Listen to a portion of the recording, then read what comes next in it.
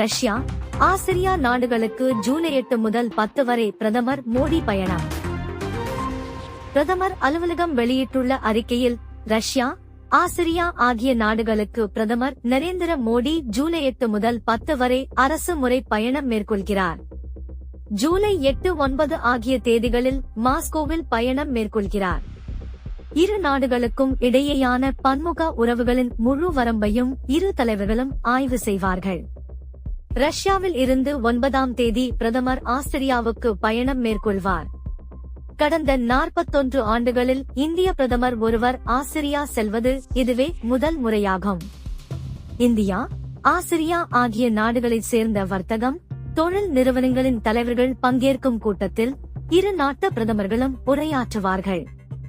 Moscow, வியன்னாவில் உள்ள இந்திய சமூகத்தினருடன் பிரதமர் கலந்துரையாடுவார் என தெரிவிக்கப்பட்டுள்ளது.